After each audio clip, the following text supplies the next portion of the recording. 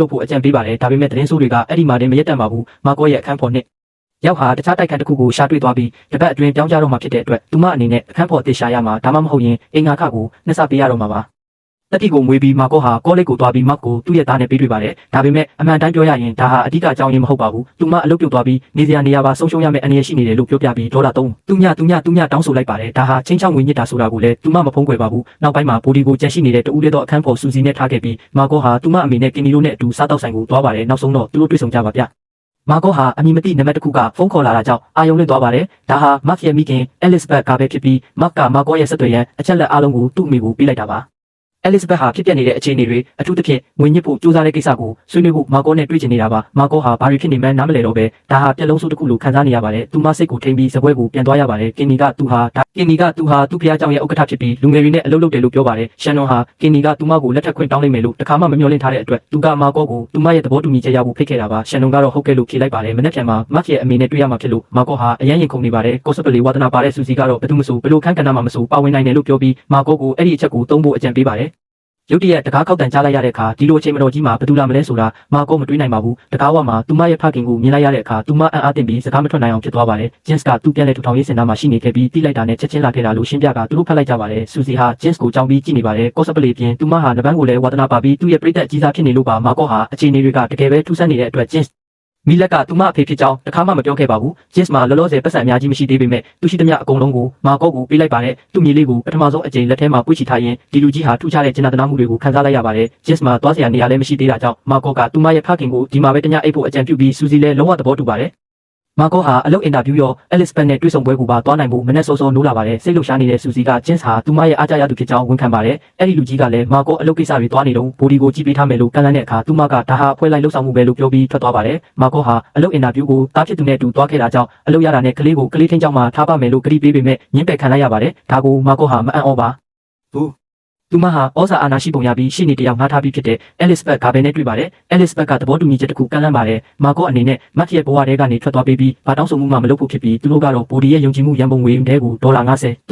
သူညထည့်ပေးမှာပါအတိုးနှုန်းတွေနဲ့ဆိုရင်ဒီပမာဏဟာတဖြည်းဖြည်းတိုးပွားလာပါလိမ့်မယ်မာကောဟာဒီပတ်စံကိုထုတ်သုံးလို့မရပဲဘိုဒီကသာသူ့ရွယ်ရောက်လာတဲ့အခါထုတ်ယူနိုင်မှာပါမိန်းကလေးဟာဒါဟာသူ့မသားရဲ့အနာဂတ်အတွက်ရင်းနှီးမြတုံ့ပြန်မှုပဲလို့ယုံကြည်ပြီးသဘောတူလိုက်ပါတယ်သူမဟာအရာအလုံးကိုသူမဘာသာသူမဆက်လက်ရင်ဆိုင်ရအောင်ပါဂျင်းစ်ကတနေ့လုံးအိမ်ကိုတန်ရှင်းလုပ်ပေးနေတာကဆူစီကိုအလွန်သဘောကျစေပါတယ်မမျှော်လင့်ပဲရှန်နွန်ရောက်လာပြီးသူမရဲ့သမီးရဲ့အဖေဖြစ်သူဂျင်းစ်နဲ့မျက်နှာချင်းဆိုင်တွေ့လိုက်ရပါတယ်သူမကမာကောဟာသူမရဲ့သမီးရန်ဖြစ်လာမှာဖြစ်ကြောင်းနဲ့ဝတ်စုံပေးဖို့ရောက်လာတာပါဂျင်းစ်ဟာရှန်နွန်ရဲ့လာမယ့်မင်္ဂလာဆောင်အတွက်ကွန်ပျူတာစကားပြောပေမဲ့ဒီသတင်းကသူ့ကိုမပျော်ရွှင်စေတာရှင်းပါတယ်တွေ့ဆုံမှုကအနေရခတ်သွားပါတယ်မာကောဟာပတ်စံပြက်လက်လာပြီးဘလို့ပတ်စံပူရှာရမလဲဆိုတာကိုအမြဲတွေးနေပါတယ်ဒီနေ့မှာဂျင်းစ်ကသူနဲ့အတူအလုပ်လုပ်ဖို့လေလုပ်ဖို့ကံဖတ်ဟောင်းတယောက်အကြောင်းပြောပြပါတယ်သူမဟာ OnlyFans အကောင့်တစ်ခုဖွင့်လိုက်ပြီးနောက်အလုပ်ကနေရနာခံလိုက်ရပေမဲ့အဲ့ဒီကနေနပန်းလောက်ကတနေ့လုံးရတဲ့ဝင်ငွေထက်တလားနဲ့ပိုရနေတာပါဂျင်းစ်ကအိမ်အောင်ခွဲပြီးတဲ့နောက်အခုချိန်နေမှာသူတို့နှစ်ယောက်ကိုငွေကြေးအရာမထောက်ပံ့နိုင်သေးဘူးလို့ပွင့်ပွင့်လင်းလင်းပြောပါတယ်ဒါပေမဲ့သူတို့ကသာသူ့ကိုဒီမှာပေးနေရင်သူဟာဟင်းချက်ပေးတရှင်းလုပ်ပေးပြီးဘော်ဒီကိုကြည့်ပေးနိုင်ပါတယ်မာကောရောစူစီပါဝမ်းမြောက်ဝမ်းသာလက်ခံမှာဖြစ်ပေမဲ့သူတို့ဟာတကယ်တော့အိမ်လခကူပေးနိုင်မဲ့အခန်းဖော်တယောက်လိုအပ်နေတာပါသူမရဲ့အဖေကပြန်လဲထူထောင်ရေးလုပ်ထားပေမဲ့လည်းတကြော့ပြန်ဆွဲလန်းသွားမှာကိုလည်းသူမစိုးရိမ်နေပါတယ်ဂျက်ကတော့အဲ့ဒီလိုမဖြစ်စေရဘူးလို့ကတိပေးပြီးသူ့သမီးနဲ့မြေးလေးအတွက်အနားမှာရှိပေးခြင်းကဆုံးရှုံးခဲ့တဲ့အချိန်တွေကိုပြန်ဖြည့်ဆည်းပေးခြင်းတာပါစူစီကဆုံးဖြတ်ချက်ကိုမာကောစီမှာပဲထားလိုက်ပါတယ်မိန်းကလေးကသူမအဖေကိုအခြေအနေတွေဘယ်လောက်အထိဆိုးခဲ့တယ်လဲလို့မေးတဲ့အခါဂျင်းစ်ကကြောက်ရွံ့ခွဲစိတ်မှုလုပ်ပြီးတဲ့နောက်မှာသူဟာအယမ်းနာကျင်ခဲ့ရပြီးသူတို့ပေးတဲ့ဆေးတွေကမလုံလောက်ခဲ့ဘူးလို့ပြောပြပါတယ်ဒါပေမဲ့ဂျင်းစ်ဟာဒါတွေကိုပြန်မလုပ်ဖို့စိတ်ပိုင်းထက်ထားတာကြောင့်မာကောဟာသူမရဲ့ဖခင်ကိုဒီမှာနေဖို့ခွင့်ပြုလိုက်ပါတယ်သူတို့အတူတူဆိုရင်အရာအလုံးကိုကြော်ဖြတ်နိုင်မယ်လို့ယုံကြည်လိုက်တာပါကင်နီအတွက်ရှန်နွန်ဟာဖះเจ้าတချင်းဆိုဖွဲ့တဲ့ဝင်လိုက်ပေမဲ့အမှန်တိုင်းပြောရရင်ဒါတွေအားလုံးကသူမကိုပြင်ပန်းစေပါတယ်တစ်ဖက်မှာလည်းမာကောဟာ OnlyFans profile တစ်ခုဖွင့်ဖို့စိတ်ကူးရလာပါတယ်သူမမှာဆုံးရှုံးစရာဘာမှမရှိတော့သလိုအချို့မျိုးသမီးတွေဆိုရင်ဒါကိုလုပ်ရင်ဒေါ်လာတောင်းနဲ့ချီပြီးရနေကြတာပါမာကောဟာအကောင့်မျိုးကိုလေ့လာကြည့်ပြီးအချို့မျိုးသားတွေကဘာတွေအတွက်ပတ်စံပေးချင်နေကြတယ်လဲဆိုတာကိုအံ့ဩနေပါတယ်နောက်တစ်နေ့မနက်မှာသူမတွေ့ရှိခဲ့တာတွေကိုစူစီကိုပြောပြပါတယ်ဒါဟာတကယ်ပဲတစ်ခုခုထူးခြားနေပါတယ်သူမအဖေကဘိုဒီကိုကြည့်ပေးထားတော့မာကောဟာသူမအမေနဲ့အတူမင်္ဂလာဝတ်စုံဆိုင်ကိုသွားကြပါတယ်မိန်းကလေးဟာသူတို့သမီးအရင်ဖြစ်ရမှာမလို့တကယ်ပဲစိတ်လှုပ်ရှားနေပါတယ်ဒါပေမဲ့ရှန်နွန်ကဂျင်းစ်ဟာအခုသူတို့သမီးနဲ့အတူနေနေတဲ့ဆိုတာကိုသိလိုက်ရတဲ့အခါသူမရဲ့စိတ်ခံစားချက်ကချက်ချင်းပြောင်းလဲသွားပါတယ်ရှန်နွန်ကဂျင်းစ်ဟာမာကောအတွက်တခါမှဖခင်ကောင်းတယောက်မဖြစ်ခဲ့ပဲသူဖြစ်ချင်တဲ့အချိန်မှာပေါ်လာလိုက်ပျောက်သွားလိုက်လုပ်ခဲ့လို့အခုလိုနေခွင့်ရှိတယ်လို့မယုံကြည်ပါဘူးအမျိုးသမီးဟာတကူတော်မိခင်တဲ့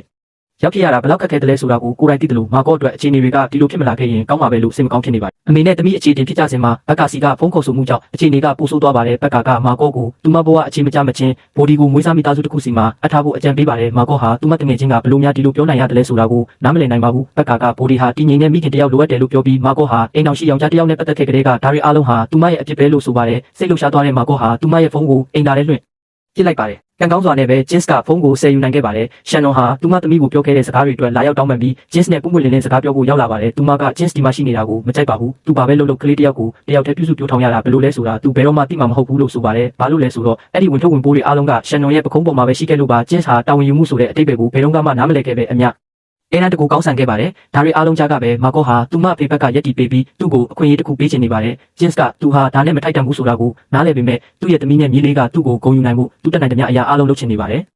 ယ်ညနောက်ပိုင်းမှာတာဖြစ်သူကိုတိတ်ပြီးတဲ့နောက်မာကောဟာသူမရဲ့ only fan profile ကိုဖြည့်ဆွတ်ပြီးအခပေးတ िश ူကကို$8လို့သတ်မှတ်လိုက်ပါတယ်ရှန်နွန်ကတော့သူမဟာ Jins အပေါ်အရန်ကိုမတရားခဲ့ဘူးလားလို့တွေးနေမိပြီးသူမသမီးအတွက်အကောင်းဆုံးပဲဖြစ်စေချင်တာပါကင်နီကတော့ Jins ဟာ body ပေါ်မကောင်းတဲ့ဩဇာတက်ရောက်မှုတွေရှိနိုင်တာကြောင့်ရှန်နွန်လောက်တာမှန်တယ်လို့ယုံကြည်နေပါတယ်အမျိုးသမီးဟာနောက်ထပ်ဘာဆက်လုပ်ရမလဲဆိုတာမသိတော့ပါဘူးဒီအချိန်မှာမာကောဟာသူမရဲ့ပထမဆုံးအခပေးတ िशသူကိုရလိုက်ပြီးသူကသူမကို$20မှုဖို့ထည့်ပေးပါတယ်သူမဟာအဲ့ဒီရတာကိုချက်ချင်းဆွဲလန်းသွားပြီးသူမရဲ့ကြည့်ရှုသူအရေးအတွက်ဟာအလင်းအမြန်တိုးတက်လာပါတယ်ဒါပေမဲ့ဒါကလည်းမလုံလောက်သေးတဲ့အတွက်သူမရဲ့အကောင့်ပို့အောင်မြင်ဖို့လူသိများဖို့လိုတယ်ဆိုတာကိုမာကောနားလည်လိုက်ပါတယ်စူစီကသူမရဲ့ဆွဲဆောင်မှုရှိတဲ့တပ်ပုံတွေကိုရိုက်ပေးပြီးညဘက်မှာမာကောဟာ OnlyFans မှာသူမကိုသူမမြင့်တင်နိုင်မဲ့နည်းလမ်းတွေကိုလေ့လာပါတယ်အတိအကျဆုံးအရာကတော့အကြောင်းအရာခံထမ်းတွေဆက်လုပ်ဖို့ကြည့်ရှုသူတွေဆွဲဆောင်နိုင်ဖို့ဖြစ်နိုင်တဲ့အရာအလုံးလုပ်ဖို့နဲ့တခြားသူတွေနဲ့ပူးပေါင်းဆောင်ရွက်ဖို့ပါပဲမာကောဟာမျိုးတွေကနာမည်ကြီး content creator နှစ်ယောက်စီကိုတူလွတ်လွတ်ဖို့ကမ်းလှမ်းတဲ့စာပို့လိုက်ပြီးခင်မင်မှုပြတဲ့အနေနဲ့$50တောင်းဖို့ပေးလိုက်ပါသေးတယ်ဒါပေမဲ့အကြတောင်းပြန်ချက်အနေနဲ့မာကောဟာလောင်ပြောင်တာပဲခံရပါတယ်တကယ်ပဲဒေါသထွက်သွားတဲ့သူမဟာနောက်ထပ်ဆဲဆိုကားတဲ့စာတစ်စောင်ထပ်ပို့လိုက်ပါတယ်အပြန်လန်အနေနဲ့သူမစီကိုပြန်လည်ဆဲဆိုတဲ့စာနဲ့အတူသူတို့ရဲ့တိုက်ခန်းလိပ်စာရောက်လာပြီးမာကောမှာတတိရှိရင်သူတို့ရှိကိုလာပြောနိုင်တယ်လို့ဆိုပါတယ်စူစီကတားဆီးပေမဲ့မာကောကတော့သွားဖို့ဆုံးဖြတ်ထားပါတယ်ဂျင်းစ်ကတော့သူ့သမီးဟာအလုပ်အင်တာဗျူးသွားတယ်လို့ပဲထင်နေပါတယ်အော်စရာကောင်းတာကအဲ့ဒီမိန်းကလေးတွေဟာသူမရဲ့ရဲတင်းမှုနဲ့ထူးခြားတဲ့ပုံစံကိုသတိထားမိပြီးနွေးနွေးထွေးထွေးကြိုဆိုကြပါတယ်သူမမှာအတွေ့အကြုံအများကြီးမရှိသေးပေမဲ့ကြည့်ရှုသူပိုရဖို့အတွက်သူတို့အကောင့်မှာစက်ကောင်အစ်စ်တွေလိုအပ်နေတာပါမာကောကလည်းပတ်စံရန်လိုအပ်နေတဲ့အတွက်ပူပေါင်းဆောင်ရွက်ဖို့ဆိုရင်ဘာမဆိုလုပ်ဖို့အဆင်သင့်ပါပဲရှန်နွန်ဟာဘယ်မင်္ဂလာဆောင်ကိမှုကပိုစားကောင်းလဲဆိုတာကိုသမီးဖြစ်သူကိုအကြံဉာဏ်တောင်းဖို့ရောက်လာပေမဲ့ဂျင်းစ်ကိုပဲတွေးလိုက်ရပါတယ်ဘိုဒီဟာဂျင်းစ်ရဲ့လက်ထဲမှာလုံးဝမငိုတာကိုမြင်ပြီးသူမအံ့ဩသွားပါတယ်သူကဒူးကိုနည်းနည်းလေးညှို့ထားတာကကလေးကိုချော့သိရတာပိုလွယ်ကူစေတယ်လို့ရှင်းပြပါတယ်ရှန်နွန်ဟာသူမကိုသူမမထိန်နိုင်တော့ပဲသူမကိုအရာအလုံးပြစ်ထားခဲ့မဲ့အစားအဲ့ဒီတုန်းကဒါမာကော့ကိုဒီလိုလေးဂယူးဆိုင်ပေးခဲ့ရင်တိတ်ကောင်းမှာပဲလို့ပြောလိုက်ပါတယ်ဂျင်းစ်ကအဲ့ဒီစကားတွေနဲ့သူထိုက်တန်တယ်ဆိုတာကိုနားလည်ပါတယ်အတိတ်ကိုပြောင်းလဲလို့မရပေမဲ့ပိုကောင်းတဲ့အနာဂတ်တစ်ခုကိုတည်ဆောက်ဖို့တော့ကြိုးစားနိုင်ပါတယ်နဗန်သမားဟောင်းတွေနဲ့ပြည်သက်တွေအတွက်အခမ်းအနားတစ်ခုမကြခင်လာတော့မှဖြစ်ပြီးဂျင်းစ်ဟာအဲ့ဒီလိုပွဲမျိုးတွေကိုအမြဲတမ်းရှောင်လေးရှိပါတယ်သူဟာအရင်ကလူစားမျိုးမဟုတ်တော့ပေမဲ့သူသွားဖို့စီစဉ်နေပြီးသမီးဖြစ်သူကိုလည်းသူအရင်ကဘယ်လိုလဲဆိုတာကိုပြချင်လို့လိုက်စေချင်နေပါတယ်စူစီကမာကော့ကိုဆွဲဆောင်မှုရှိတဲ့တပ်ပုံထက်ရိုက်ပေးနေလို့ဂျင်းစ်ဟာတကားမခောက်ပဲအခန်းထဲဝင်လာပါတယ်မာကော့ဟာသူမပတ်စံဘယ်လိုရှာနေတယ်ဆိုတဲ့အမှန်တရားကိုသူမအဖေကိုပြောပြလိုက်ရပါတယ်ဂျင်းစ်ဟာစိတ်ပြတ်သွားပြီးလူကောင်းတဲ့ရောက်ဟာဒီလိုမျိုးတွေမလုပ်တင်ဘူးလို့ယုံကြည်နေတာကမာကော့ကိုဒေါသထွက်စေပါတယ်သူမဘဝထဲမှာမရှိခဲ့ပဲနဲ့သူမကိုဝေဖန်ဖို့သူကဘယ်သူမှလို့လဲမာကော့မှာသူမကျွေးမွေးရမယ့်တားတယောက်ရှိပါတယ်ရှန်နွန်ဟာကင်နီကသူမဟာအောက်တန်းကြတဲ့တခြင်းတွေနားထောင်နေတယ်လို့ပြောလိုက်တဲ့အခါစိတ်အိုက်သွားပါတယ်သူမဟာပျော်ရွှင်ခြင်းရုံတက်ပါဒါပေမဲ့စိတ်ထဲမှာတော့ကင်နီကိုလက်ထပ်ဖို့တန်တရားတွေရှိနေပြီးသူမရဲ့သမီးကလည်းဒါကိုရိပ်မိနေပါတယ်ဂတိပေးထားတဲ့အတိုင်းမာကော့ဟာသူမအဖေနဲ့အတူနဗန်းပွဲကိုလိုက်သွားပါတယ်အဲ့ဒီမှာဂျင်းစ်ဟာမိတ်ဆွေဟောင်း Liz Blaze နဲ့တွေ့ပါတယ်သူမမာကော့ကိုနောက်ဆုံးတွေ့တော့ကမာကော့ဟာ3နှစ်ပဲရှိပါသေးတယ်မာကော့ဟာသူမအဖေပြောခဲ့ဘူးလေ Liz ဟာ OnlyFans အကောင့်ဖွင့်ခဲ့လို့ပြအိုင်ပွဲဝင်ခွင့်အပိတ်ခံလိုက်ရတဲ့အကြောင်းကိုသတိရသွားပါတယ်အချိန်တော်ကြာပြီးတဲ့နောက်ပထမဆုံးအကြိမ်ဖြစ်ဂျင်းစ်ဟာနဗန်းစင်ပေါ်ကိုတက်လိုက်ပါတယ်လူအုပ်ကြီးကသူ့နာမည်ကိုအော်ဟစ်နေကြပေမဲ့သူ့ရဲ့ခါတန်ရဟောင်းကပြန်ပေါ်လာပြီးလဲကျသွားပါတယ်မာကော့ဟာသူမအဖေကိုအရေးပေါ်စေကံကိုခေါ်သွားဖို့လုပ်ပါတယ်ဂျင်းစ်က OnlyFans ကိစ္စနဲ့ပတ်သက်ပြီးသူမကိုဝေဖန်ခဲ့တာကိုခွင့်လွှတ်ပေးဖို့သမီးကိုတောင်းပန်ပါတယ်သူကမာကော့ကိုကောက်ွယ်ပေးခြင်းရုံတက်ပါဘိုဒီရဲ့အဖေကြောင့်မေးတဲ့အခါမာကော့ကဒါဟာသူမရဲ့စာပေ professor ဟောင်းဖြစ်ကြောင်းဝန်ခံလိုက်ပါတယ်ဒါဟာ Jins ကိုတကယ်ပဲအံ့ဩသွားစေပါတယ်မာကော့ကသူမဟာသဘောတူညီချက်လက်မှတ်ထိုးထားခဲ့ရတာကြောင့်ဆက်ပြီးမတိုက်ခိုက်နိုင်တော့ဘူးလို့ရှင်းပြပါတယ်ကံကောင်းစွာနဲ့ပဲဂျင်းစ်ဟာမြ мян ဆန်ဆန်ပြန်ကောင်းလာပါတယ်မာကော့ရဲ့တငယ်ချင်းအစ်စ်တွေက OnlyFans အကောင့်တစ်ခုကိုဘယ်လိုလဲပက်ရမလဲဆိုတဲ့သေးစိတ်တွေကိုရှင်းပြပါတယ်အရေးကြီးဆုံးကတော့သူမရဲ့ကိုယ်ရေးကိုယ်တာလုံခြုံမှုကိုကာကွယ်ဖို့ဖြစ်ပြီးသူမရဲ့အကောင့်ကို social media အဓိကအကောင့်နဲ့ချိန်မထားဖို့ပါမဟုတ်ရင်သူမရဲ့ဘဝပျက်စီးသွားနိုင်ပါတယ်တမီးဖြစ်သူကိုဘာမှမပြောဘဲဂျင်းစ်ဟာသူမအရင်ကတက်ခဲ့တဲ့ college ကိုသွားပြီးသူ့သမီးကိုမကောင်းမွန်စွာဆက်ဆံခဲ့တဲ့ professor March ရဲ့လက်မောင်းကိုရိုးရိုးလေးပဲချိုးလိုက်ပါတယ်ဖះเจ้าကအမျိုးသမီးတွေကရှန်တော်အတွက်မင်္ဂလာဦးအကျိုးပါတီ bachelor party တစ်ခုလုပ်ပေးကြပါတယ်ဂျင်းစ်နဲ့တွေ့ဆုံမိတိုင်းသူမဟာစိတ်ထဲမှာရှုပ်ထွေးနေရပါတယ်အမေနဲ့သမီးဟာမင်္ဂလာဆောင်ကျင်းပမဲ့ Vegas ကိုသွားကြပြီးဂျင်းစ်ကလည်းပိုဒီရဲ့ကလေးထိန်ဖြစ်လိုက်လာပါတယ်ကင်နီဟာရှေးရိုးဆွဲအမြင်ရှိသူဖြစ်တာကြောင့်ရှန်တော်ဟာအရက်တောက်တာဒါမှမဟုတ်လောင်းကစားတာတွေမလုပ်ရပါဘူးအခြားခြေအနေမျိုးမှာဆိုရင်တော့ဒါဟာ Vegas ဖြစ်တဲ့အတွက်သူမအနေနဲ့ဒီအခွင့်အရေးကိုလက်လွတ်မှာမဟုတ်ပါဘူးဂျင်းစ်နဲ့ကင်နီတို့ပထမဆုံးအကြိမ်တွေ့ဆုံကြပြီးတဲ့နောက်အားလုံးသူတို့အခန်းတွေထဲဝင်သွားကြပါတယ်မာကော့ကတော့သူမရဲ့အကောင့်ကိုဆက်လက်လှုပ်ဆောင်နေပြီးသူမရဲ့လက်ကျန်ငွေဟာ$3သူညနီးပါးရှိနေပါပြီရှန်တော်ကပျော်ရွှင်နေပေမဲ့ကင်နီကတော့မပြောပုံရတယ်လို့သူဘေးကတ်ကိုမကြိုက်တာလဲထင်ရှားပါတယ်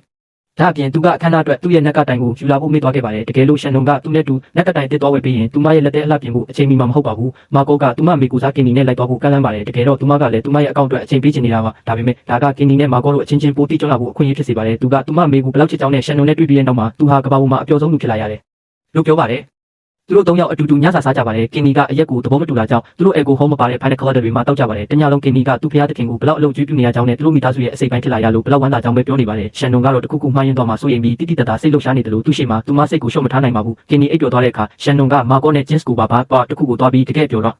ဒီကိုရှာဖို့အကြံပြုပါတယ်သူမဟာတကယ်မင်္ဂလာဦးအကျိုးပါတီမျိုးကိုလိုချင်တာပါရှန်နွန်ဟာဂျင်းစ်ကိုသူမသူ့အကြောင်းခဏတွေးနေမိစေပဲလို့ဝန်ခံပါတယ်သူမဟာသူ့အပိုင်ဖြစ်နိုင်ခဲ့ပြီးသူတို့ဟာပျော်ရွှင်တဲ့မိသားစုဖြစ်နိုင်ခဲ့ပေမဲ့သူကအရာအလုံးကိုဖျက်ဆီးပစ်ခဲ့တာပါဂျင်းစ်ကဒါကိုနားလည်ပြီးအရန်ကိုဝမ်းနည်းနေပါတယ်သူကဘိုဒီနဲ့အတူလင်းငင်းခံဖို့အပြင်ထွက်သွားတော့အမေနဲ့သမီးတို့ရင်ဖွင့်စကားပြောခွင့်ရကြပါတယ်မာကောကသူမအမေကင်နီကိုမချစ်ဘူးလို့ခံစားနေရပေမဲ့ရှန်နွန်ကတော့ဒါကိုကိုတော့ဝန်မခံချင်ပါဘူးကင်နီဟာလူကောင်းတစ်ယောက်ဖြစ်ပြီးသူမသူ့ကိုလက်လွတ်မခံနိုင်ပါဘူးဒါဟာသူမရဲ့နောက်ဆုံးခွင့်ရဖြစ်နေရင်ကောတညလုံးသူတို့တောက်ကြလောင်းကစားကြပြီးရေမောနေကြပါတယ်မင်္ဂလာဆောင်ပြီးရင်တော့ရှန်နွန်ဟာဒီလိုဘဝမျိုးကိုမေ့ပြရတော့မှာပါအရက်ရှိန်နဲ့မာကောဟာသူမနီဖန်မှာပတ်စံရှာနေတယ်ဆိုတာကိုသူမအမေကိုဝန်ခံလိုက်ပါတယ်အစပိုင်းမှာရှန်နွန်ကဒါဟာပြက်လုံးလို့ထင်ပေမဲ့ဒါဟာအမှန်တရားဆိုတာသိတာလာတဲ့အခါအမျိုးသမီးဟာသူမသမီးကိုချက်ချင်းရက်ဖို့တောင်းဆိုပါတယ်ရှန်နွန်ဟာသူမသမီးကဒီလိုမဖွဲမရအလုပ်မျိုးလုပ်နေတာကိုလက်မခံနိုင်ပါဘူးတကယ်တော့မနက်ဖြန်မင်္ဂလာဆောင်မှာတော့သူတို့ဟာအရာအလုံးအဆင်ပြေနေတယ်လို့မျိုးဟန်ဆောင်ကြရမှာပါရှန်နွန်ကဒါကိုကင်နီကိုမပြောနိုင်ပါဘူးအဲ့ဒီနောက်မင်္ဂလာဆောင်လေးရောက်လာပါတယ်ရှန်နွန်ဟာမျက်နှာပေါ်မှာအပြုံးတစ်ခုကိုအတင်းလုပ်ယူထားရပြီးမာကောလည်းထို့အတူပါပဲဂျင်းစ်လည်းရောက်လာပါတယ်ရှန်နွန်ကိုမင်္ဂလာဝတ်စုံနဲ့တစ်ချက်လောက်မြင်လိုက်ရဖို့ပါဒါကသူ့ကိုအယမ်းနာကျင်စေပါတယ်ကင်နီနဲ့ရှန်နွန်တို့လက်စွပ်လဲကြပါတယ်မာကောကသူတို့နှစ်ယောက်ကိုလှိုက်လဲဂုံပြူပေးပြီးတနေ့မှာသူမအမေကသူမကိုခွင့်လွှတ်ပြီးနားလည်ပေးလိမ့်မယ်လို့မျှော်လင့်နေပါတယ်ရှန်နွန်လည်းဘာခံစားရမလဲဆိုတာမသိတော့ပါဘူးမာကောဟာသူမအဖေစီကိုမင်္ဂလာကိတ်မုတ်တစ်ပွင့်ယူလာပေးပါတယ်သူဟာစူစီပြင်သူမကိုနားလည်ပေးပြီးအားပေးတဲ့တူဦးလေးတော်လူအဖြစ်ရှိနေသေးပါမင်္ဂလာဦးညမှာရှန်နွန်ဟာပျော်ရွှင်တဲ့ဇနီးတဲ့တယောက်လိုဘလောက်ပဲဟန်ဆောင်ပါစေသူမစိတ်မအေးနိုင်တယ်လို့သူမသမီးเจ้าကိုလည်းမတွေးပဲမနေနိုင်ပါဘူးပြီးတော့အမှန်တရားကတော့ကင်နီဟာသူမအတွက်မှန်ကန်တဲ့လူမဟုတ်ပါဘူးဒီအချိန်မှာတော့မာကောနဲ့ဂျင်းစ်တို့ဟာ Las Vegas ကနေထွက်ခွာဖို့ပြင်ဆင်နေကြပါပြီ